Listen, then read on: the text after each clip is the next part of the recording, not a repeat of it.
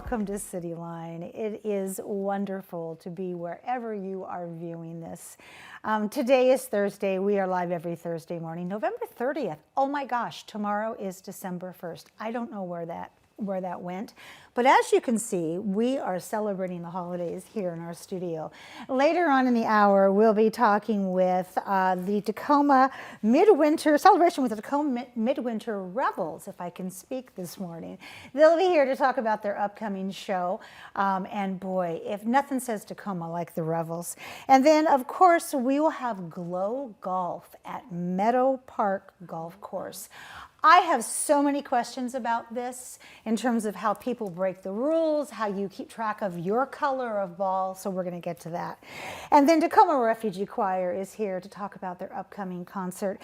And then, as you may have seen on the wide shot, we have somebody over in the corner there, Mr. Chris. And of course, Mr. Chris comes part of the Midwinter Revels. You're going to be playing us out later on as we leave the studio.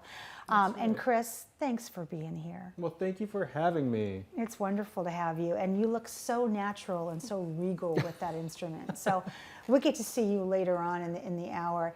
But with me now is someone, I love this woman. I have intertwined and known this woman for, let me think. I got to figure out how old my daughter is now. So let's see here. 4 when we moved here. Okay, that means it's been 28 years I have known you. And wow, welcome, Senator Tawana Nobles. Thank you for having me. Good morning. Good morning. It's great to have you here. My love, you are here today because it is, not going to cry, your last day as CEO of the Tacoma Urban League. Yes. Will you remain president, or will that also be handed off as you fly to brighter horizons? I will not be remaining president. Okay, well, there we go. So let's talk about, how do you feel, or how can one feel? You grew up here, you've become a powerhouse here. You have left us with organizations and philanthropic movements and better quality of life, and you have lowered barriers. So how are you supposed to feel today, I guess I would say, after that? Honestly, this has been like the longest farewell and goodbye. I mean, we've been searching for a new CEO at the Tacoma Urban League for 3 years, probably a little over 3 years. So It has been such a journey, and we got close and then we were further. And so to know that the day is finally here, I feel good. Last night I went to the office and cleared all my stuff. And honestly, it doesn't matter what position you're in or how you leave. I still had to put all my stuff in little paper boxes. So yeah, that's right. Carry it out. That's right, and carry it out. So my sons went last night to help me pack. But I feel good. I feel achieved. I feel like the board has a good plan for the future of the organization. And I feel ready for everything that lies ahead of me. Like I said, yeah, I need to give you some sunglasses. That your future's so bright, you got to wear shades. When you served, well, first off, the fact that it took 3 years to find your replacement says so much about the caliber of what you have brought and achieved to Tacoma Urban League. You have put it on the map. What would you say is your fondest memory? This is a hard question, and you gave this question to me. What is your fondest memory? You know, it's funny. My son last night helped me to put together the questions. So children are he's growing 19 up so now. Quickly. I know. Yeah. So. And there's so many, but honestly, one of my fondest memories was the day that I got the call to ask me to be the CEO.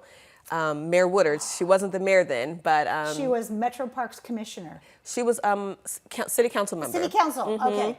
But Mayor Woodard was the CEO before me.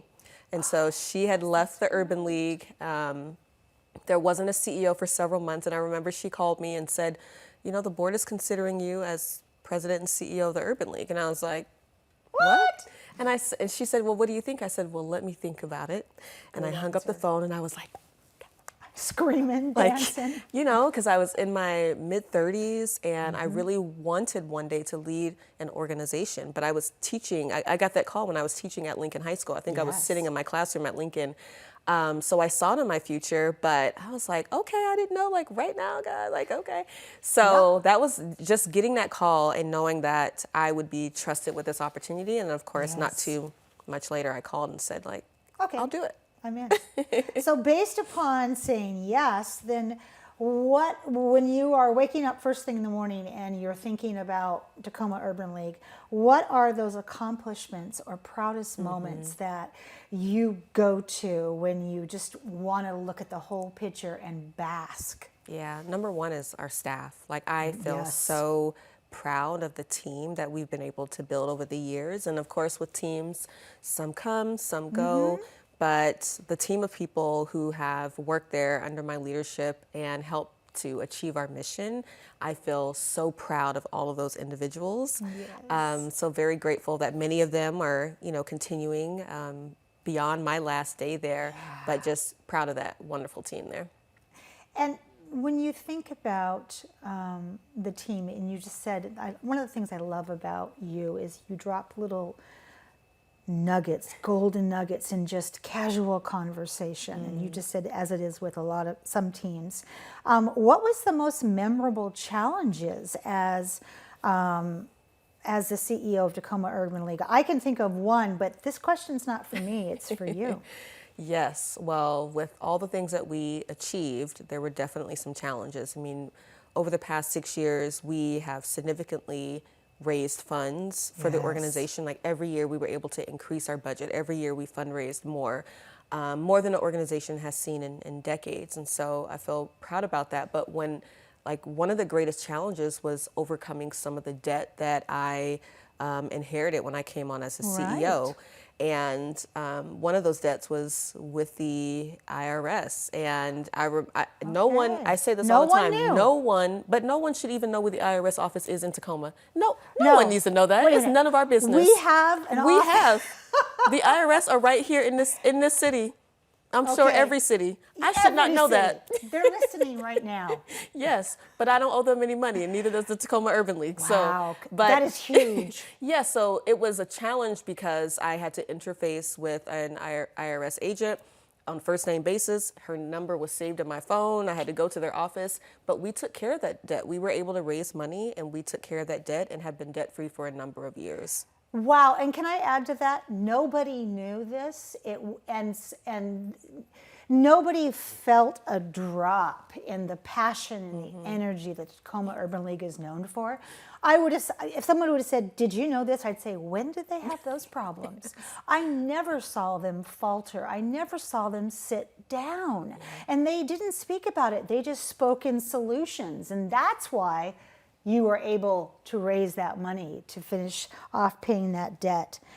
You are focused on the state Senate. Oh my God, I still will remember the day that you announced you were running for Senate. Would you tell our audience what you said to me before we opened about being the first? This is Yes. important for us to hear. Yes, I'm so grateful to be a senator, but I am the only Black senator that was elected directly to the state Senate. So not the only to serve, others have served, but they served in the House before, or maybe they were appointed. Right. But the first and only Black person that was elected directly to the state Senate. And still only the second Black woman, See? it's... I love history making. revel in that, and then I also go, really? Oh, come on, we've got to do better at lowering barriers and getting that tapestry It's that true. people like you and I want to see in those kinds of gatherings. So you have always, you know the phrase side hustle.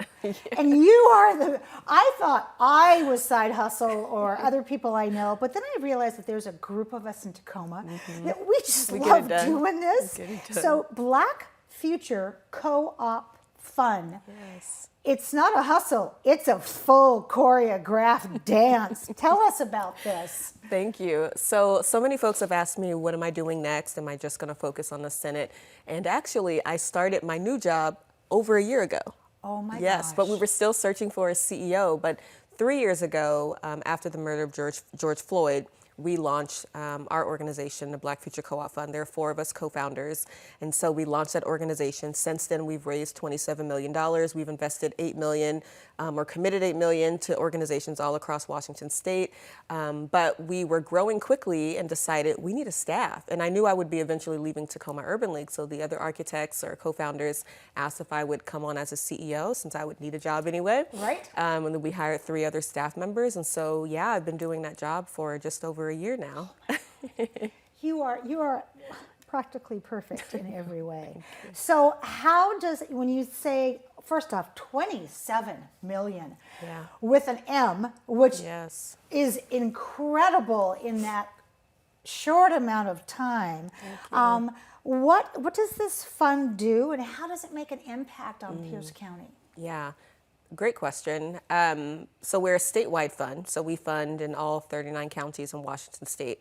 Our focus is closing barriers and uplifting the Black community. So we don't have an application process. There's not a denial process for applicants, but we seek out and fund Black-led organizations all across Washington State. But many of them are here in Pierce County. So Teamwork, run by Lynetta Cunningham, Graduate Tacoma, or Foundation for Tacoma Students, run by Tacoma Urban. There are some organizations in University Place. Oh, yeah. Palmer Scholars. Palmer Scholars, Yeah. absolutely, has been one of our funders. So if it's an organization and the leader is Black, we really try to find those organizations, because we have enough institutional information, enough research that says, even though we are leaders who have risen to the top, there are challenges that many of us face. There are challenges still to fundraising, and especially if you're like the Tacoma Urban League, like our focus there was serving the Black community. Of course, we'll serve anyone who walks through our doors, but our focus was the Black community. But Black-led organizations are not funded at the same rate as organizations that are not Black-led. I mean, fewer than 2% of philanthropic dollars go to Black-led organizations. Fewer than 2%? Fewer than 2%. Oh my, well, you're going to change that. Well, and that's our goal, is to change the paradigm of philanthropy and to make sure that with that information, with that knowledge, there is something that we can do. And we also, when we launched, we wanted to work in partnership with all those organizations that committed to, Black lives and saying That's Black right. lives mattered. And so we were like, hey, we want to stand up a fund where you can make those contributions and we'll get it directly to the Black community. And so a lot of that is how we were able to raise the 27 million, but we have so many donors and funders to this day that continue to help us to raise funds. And so hopefully in the next 3 years, we'll get to 50 million, and total goal is 246 million. 246. You're going to blow that out of the water. I know you are. I know that. Thank you. Before we end our conversation, and we think about the leadership that you have cultivated and you have collaborated with, and also you have a predecessor that we're going to have on the comfy couch in the near future, what words of encouragement do you have for them?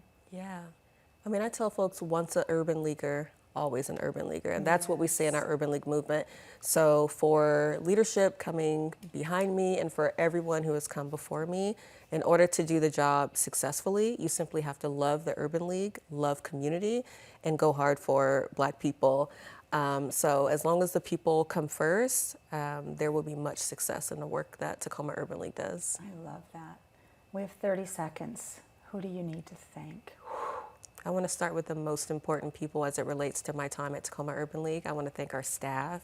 I want to thank our board. I want to thank all of our members and every single person who has ever supported the Tacoma Urban League. Thank you from the bottom of my heart, and I will do good with that legacy and do good with everything else that lies ahead. Oh, I know you will. And you know what? I got to have you back on the couch, but this time it's a different title. I think people could have heard me scream in the green room knowing that I wasn't saying goodbye to you. Because I don't know what I would do personally if you weren't around. It's like you've been in my reality forever. I would sneak in. I'd crawl through the fireplace to find you. You would sneak in and I would say, is it time for you to be Vice President Nobles? Okay. Because I whispered something before and it came true. You did. I did. You manifested. So much love for you. Thank as you. a mom, professional, senator, CEO, inspirational leader. I love and adore you. And I'm going to see you sooner than later, but thank you for everything you've done for the city of Tacoma. Thank you. I You're adore welcome. you mutually. When we come back after just a little bit of musical chairs, we will have Tacoma Refugee Choir here. You don't want to miss that. We'll be right back.